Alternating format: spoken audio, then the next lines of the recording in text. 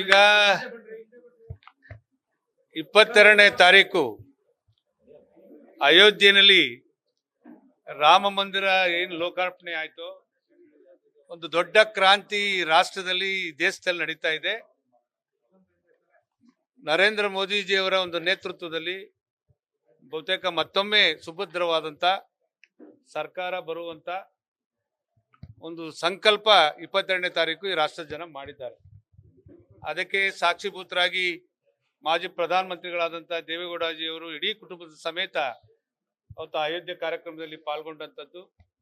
ಆ ಜನಸ್ತೋಮ ಪ್ರತಿನಿತ್ಯ ಬಹುತೇಕ ನಾನು ಟಿವಿಲಿ ನೋಡ್ತಾ ಇದ್ದೆ. ಇವತ್ತು ತಿರುಪತಿ ಆ ಪರಮಾತ್ಮ ವೆಂಕಟೇಶ್ವರ ಸ್ವಾಮಿ ಸನ್ನಿಧಿನೂ ಮೀರಿಸುವಂತಷ್ಟು ಮಟ್ಟಿಗೆ ಭಕ್ತರು ಈಗಾಗಲೇ ಅಲ್ಲಿ ಹೋಗ್ತಾ ಇದ್ದಾರೆ.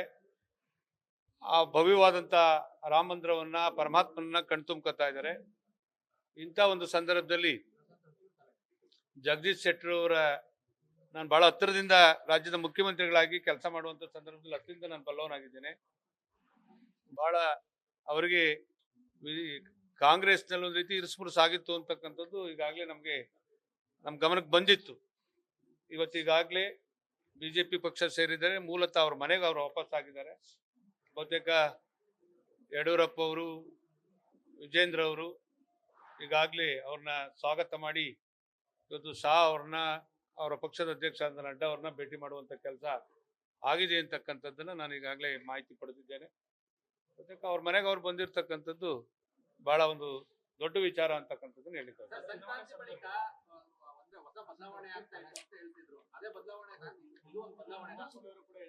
ಬಹುತೇಕ ಇದು ಪ್ರಾರಂಭ.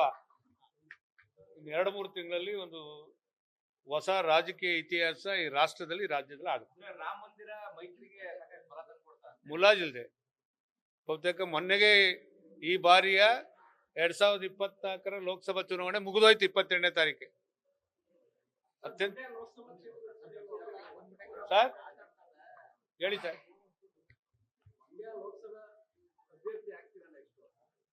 ಈಗ ನಮ್ಮ ಪಕ್ಷದಲ್ಲಿ ಬಹಳ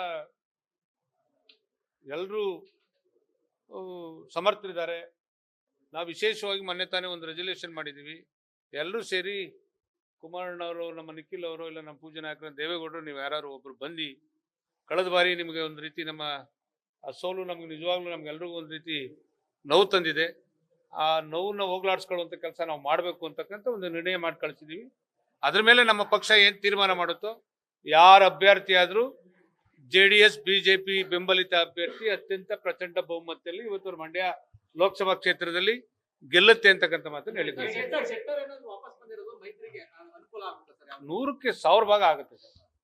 ಸಜ್ಜನ ರಾಜಕಾರಣಿ ಜಗದೀಶ್ ಶೆಟ್ಟರ್ ಅವರು ಬಹುತೇಕ ಇದೊಂದು ನಾಂದಿ. ಇವತ್ತು ಈ ರಾಜ್ಯದಲ್ಲಿ ಒಂದು ಲೋಕಸಭಾ ಚುನಾವಣೆಗೆ ಇದೊಂದು ನಾಂದಿ. ಜಗದೀಶ್ ಶೆಟ್ಟರ್ ಅವರು ತಗೊಂಡಿರ್ತಕ್ಕಂಥ ಒಂದು ತೀರ್ಮಾನ ನಿಜವಾಗ್ಲೂ ಒಳ್ಳೇದಾಗುತ್ತೆ.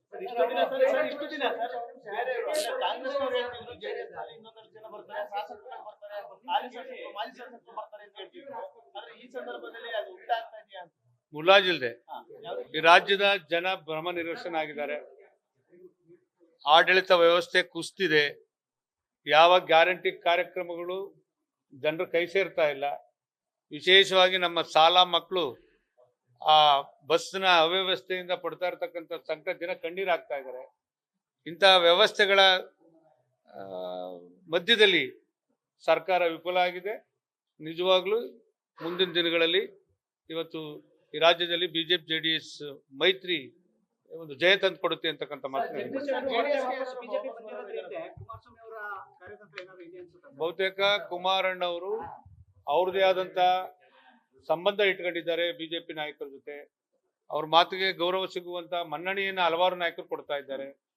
ಸೋಮಣ್ಣವ್ರನ್ನು ಕರೆದು ಸಮಾಧಾನ ಮಾಡಿದ್ದಾರೆ. ಜಗದೀಶ್ ಶೆಟ್ಟರ್ ಜೊತೆನೂ ಮಾತಾಡಿದ್ದಾರೆ. ಇನ್ನು ಹಲವಾರು ಸ್ವಲ್ಪ ಬೇಜಾರಿರ್ತಕ್ಕಂಥ ಅನೇಕ BJP ಮುಖಂಡರ ಜೊತೆ ಕುಮಾರಣ್ಣವರು ಮಾತಾಡ್ತಾ ಇದ್ದಾರೆ. ಸರಿಪಡಿಸುವಂತ ಕೆಲಸವನ್ನ ರಾಜ್ಯದ BJP ನಾಯಕರ ಜೊತೆ ಸೇರಿ ಮಾಡ್ತಾ ಇದ್ದಾರೆ. ಸರ್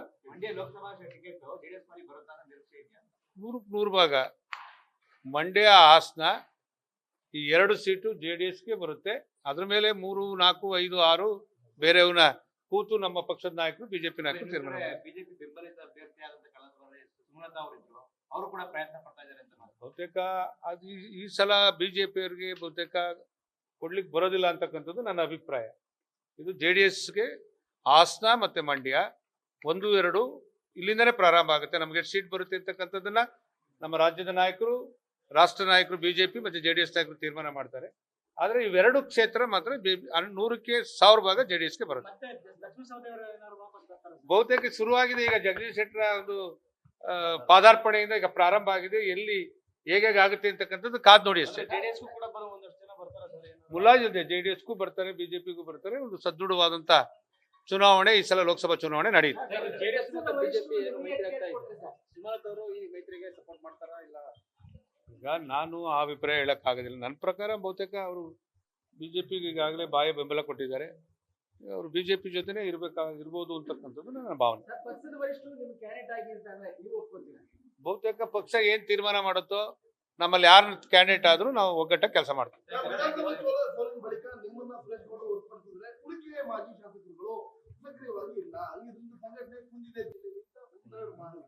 ನೋಡಿ, ಈ ಜಿಲ್ಲೆಯಲ್ಲಿ ನಮ್ಮ ಪಕ್ಷದ ಕಾರ್ಯಕರ್ತರುಗಳ ಸಿಂಹಗಳು. ಅವ್ರು ನಾನು ಓಡಾಡಾಗ್ಲಿ, ಇನ್ನೊಬ್ರು ಓಡಾಡದೇ ಇದ್ರು ಅವರು ನಮ್ಮ ಪಕ್ಷ ಸಂಘಟನೆ ಮಾಡ್ತಕ್ಕಂಥ, ಪಕ್ಷಕ್ಕೆ ಗೌರವ ತರ್ತಕ್ಕಂಥ ಕೆಲಸವನ್ನ ಈ ಜಿಲ್ಲೆಯಲ್ಲಿ ಮೊದಲಿಂದ ಮಾಡ್ಕೊಂಡು ಬಂದಿದ್ದಾರೆ.